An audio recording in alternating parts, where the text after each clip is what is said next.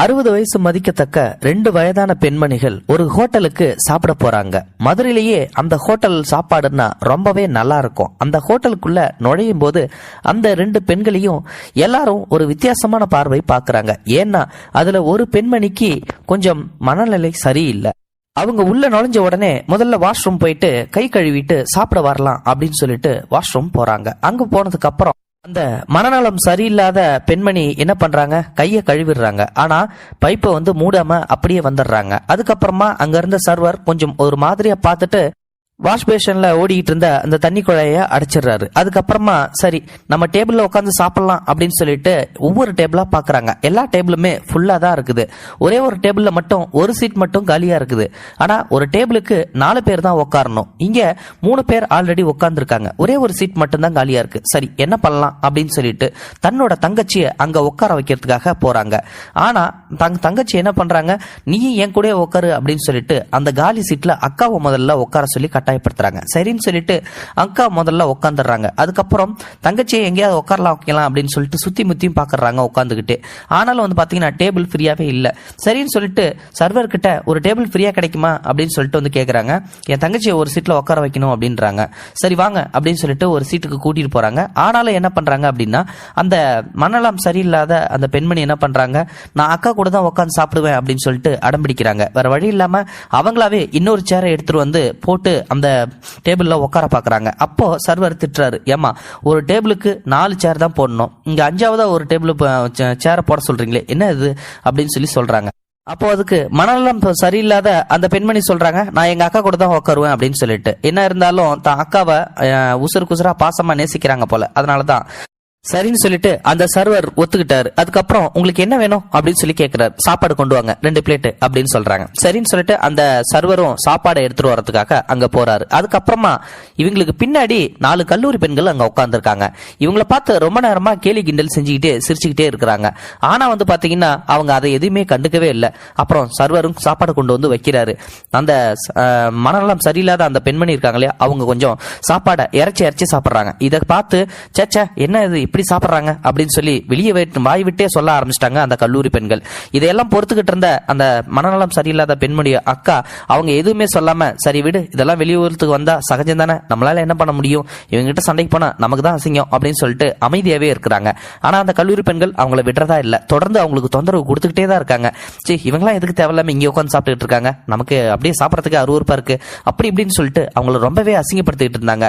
ஆனாலும் பாத்தீங்கன்னா அங்க இருந்து யாருமே அதை கண்டுக்கவே இல்லை. அதுக்கப்புறம் ஒரு கட்டத்துல சாப்பிட்டு முடிச்சிடுறாங்க. டேபிள கிளீன் பண்றதுக்காக சர்வர் வராரு. டேபிள பார்த்த உடனே அவருக்கும் மனசு சங்கடமா இருக்கு, என்னடா இது இப்படி அரைச்சிருக்காங்கன்னு சொல்லிட்டு. இருந்தாலும் மனநலம் சரியில்லாத அந்த பெண் தானே அப்படின்னு சொல்லிட்டு சர்வர் ஒன்னும் பெருசா கோவப்படல. அதுக்கப்புறமா அந்த மனநலம் சரியில்லாத பெண்மணியை கை கழுவுறதுக்காக அங்க இருந்து கூட்டிட்டு போறாங்க. அப்பதான் பாத்தீங்கன்னா அந்த கல்லூரி பெண்கள்ல ஒரு பெண் ஒருத்தங்க காலை அவங்க நடக்கிற தடத்துல நீட்டி வச்சிடுறாங்க. அவங்க அது தெரியாம அந்த காலை இடிச்சு தவறி விழுந்துடுறாங்க. அப்பதான் பாத்தீங்கன்னா என் காலில் வேணும்னே இடிச்ச அப்படின்னு சொல்லிட்டு அந்த பெண்மணி கிட்ட இவங்க சண்டைக்கு போக ஆரம்பிச்சிடறாங்க. சண்டை பெருசாகுது. அதுக்கப்புறமா பாத்தீங்கன்னா அவங்க என்ன சொல்றாங்கன்னா, இந்த இடத்துல கால் நீங்க வேணும்னே நீட்டி விட்டீங்க, எங்களை வந்ததுல இருந்து நீங்க அசிங்கப்படுத்தி பேசிட்டு இருந்தீங்க, உங்க மேலதான் தப்பு அப்படின்னு சொல்லிட்டு அந்த கல்லூரி பெண்களை பார்த்து அந்த மனநலம் சரியில்லாத பெண்மணியோட அக்கா திட்டுறாங்க. சும்மா நிறுத்துங்க, உங்களை மாதிரி ஆள்லாம் இங்க யாரு கூட்டிட்டு வந்தது, தேவையில்லாம இந்த ரெஸ்டாரண்ட்ல நீங்க எதுக்கு வரீங்க, இது ஒரு ஹோட்டலா என்ன நினைச்சிட்டு இருக்கீங்க, சந்தை கடை நினைச்சிட்டு இருக்கீங்களா, உங்களை மாதிரி ஆட்களுக்கு தான் ரோட்டு கடைன்னு சொல்லி ஒண்ணு இருக்கு, அங்க போய் சாப்பிட்டு தொலைய வேண்டியதானே, இங்க எங்களோட மூடியே ஸ்பாயில் பண்றீங்களே, உங்களை பார்த்து எங்களால சாப்பிடவே முடியல, உங்களை பார்க்காம உங்களை பார்த்துட்டு நாங்க சாப்பிடாமலே உட்காந்துருக்கோம் பாருங்க அப்படின்னு சொல்லிட்டு பயங்கர சண்டை ஆகுது. அங்க இருந்து யாருமே அதுக்கு சப்போர்ட் பண்ணவே இல்லை, எல்லாரும் வேடிக்கை தான் பார்த்தாங்க. அந்த கல்லூரி பெண்களும் இவங்களை பயங்கரமா திட்ட ஆரம்பிச்சிட்டாங்க. ஆனாலும் அங்க இருந்த ஒரே ஒரு பொண்ணு மட்டும் எழுந்துச்சு இந்த கல்லூரி பெண்கள் 4 பேத்தையும் சப்பு சப்புன்னு ஒரு அற விடுறாங்க. இதை பார்த்த ஹோட்டல்ல இருந்த எல்லாருமே மிரண்டு போய் நிக்கிறாங்க. என்ன நினைச்சிட்டு இருக்கீங்க உங்க மனசுக்குள்ள, அவங்க வயசானவங்க தானே, அதுவும் மனநலம் பாதிக்கப்பட்டவங்க, அவங்கள போயிட்டு இந்த அளவுக்கு கேவலப்படுத்துறீங்க, உங்களை நான் வந்ததுல இருந்து நோட் பண்ணிட்டு தான் இருந்தேன், நீங்க எல்லாம் அரட்டை அடிச்சுக்கிட்டு கூத்தடிச்சுக்கிட்டு இருந்தீங்க, அது மட்டும் இல்ல அவங்களோட காலை தட்டி விட்டதே நீங்க தான், அதையும் நான் நோட் பண்ணிட்டு தான் இருந்தேன், என்ன நினைச்சிட்டு இருக்கீங்க அப்படின்னு சொல்லிட்டு அவங்கள திட்ட ஆரம்பிச்சாங்க. அதுக்கப்புறமா அங்க இருந்த எல்லாருமே சப்போர்ட்டுக்கு வந்துட்டாங்க. விட்டாங்க. ஆனாலும் இந்த கல்லூரி பெண்கள் விடுறதா இல்ல. என்ன நினைச்சிட்டு இருக்கீங்க? எப்படி நீங்க எங்க மேல கையை வைக்கலாம்? உங்க மேல நான் கம்ப்ளைண்ட் கொடுக்க போறேன், போலீஸ்ல வந்து போய் கம்ப்ளைண்ட் கொடுக்கறனா இல்லையான்னு மட்டும் பாரு அப்படின்னு சொல்றாங்க. நீ போய் எங்க வேணாலும் கம்ப்ளைண்ட் கொடு, ஒன்னும் பிரச்சனை இல்ல அப்படின்னு சொல்லிட்டு அந்த பொம்பளையும் சொல்றாங்க. சரி இரு, அப்படியே ஒரு நிமிஷம் இல்ல, உன்னை வீடியோ எடுத்துக்கிறோம் அப்படின்னு சொல்லிட்டு அந்த பொண்ணை வீடியோ எடுக்கிறாங்க. நீ என்ன வேணாலும் எடுத்துக்கோ, என்ன வேணா பண்ணிக்கோ அப்படின்னு சொல்லிட்டு அவங்களும் சைலண்டாவே இருக்காங்க. அதுக்கப்புறம் அந்த கல்லூரி பெண்கள் அங்கிருந்து நேரா போலீஸ் ஸ்டேஷனுக்கு போகிறதுக்காக ஆட்டோ பிடிச்சி போலீஸ் ஸ்டேஷனுக்கும் போறாங்க. போலீஸ் ஸ்டேஷன் உள்ள நுழைஞ்ச உடனே, மேடம் நான் உங்கள்கிட்ட ஒரு கம்ப்ளைண்ட் கொடுக்கணும், ஹோட்டல்ல ஒரு சின்ன தகராறு, ஒரு பொம்பளை வந்து எங்களை அடிச்சிட்டா அப்படின்னு சொல்றாங்க. சரிம்மா என்ன நடந்துச்சுன்னு சொல்லிட்டு விவரமா ரைட்டர்கிட்ட ஒரு கம்ப்ளைண்ட் எழுதி கொடு அப்படின்னு சொல்றாங்க. அந்த 4 கல்லூரி பெண்களும் அங்க அந்த லெட்டரை எழுத ஆரம்பிக்கிறாங்க. அங்க லெட்டரை எழுதும் போது ஒரு பெண்மணி ஒருத்தங்க எங்களை வந்து அரைஞ்சாங்க அப்படின்னு சொல்லிட்டு அவங்களுடைய போட்டோ வீடியோவையும் காட்டுறாங்க. அதுக்கப்புறமா வந்து பாத்தீங்கன்னா மேடம் வருவாங்க, ஒரு நிமிஷம் உட்காந்துரு அப்படின்னு சொல்லிட்டு எல்லாரையும் சொல்றாங்க. அப்பதான் வந்து அந்த 4 கல்லூரி பெண்களும் இன்ஸ்பெக்டர் வர்றதுக்காக வெயிட் பண்ணிட்டு இருந்தாங்க. அப்பதான் வந்து பாத்தீங்கன்னா இன்ஸ்பெக்டர் உள்ள நுழையறாங்க. அவங்கள பார்த்த உடனே அடுத்த நிமிஷம் அதிர்ச்சியாகி 4 கல்லூரி பெண்களும் நின்றுட்டு இருக்காங்க. உங்களால அடுத்து பேச கூட முடியல. ஏன்னா யார வந்து கம்ப்ளைண்ட் கொடுப்போம் அப்படின்னு சொல்லிட்டு வீடியோ எடுத்துட்டு வந்தாங்களோ அவங்க தான் அந்த ஸ்டேஷன் இன்ஸ்பெக்டர்.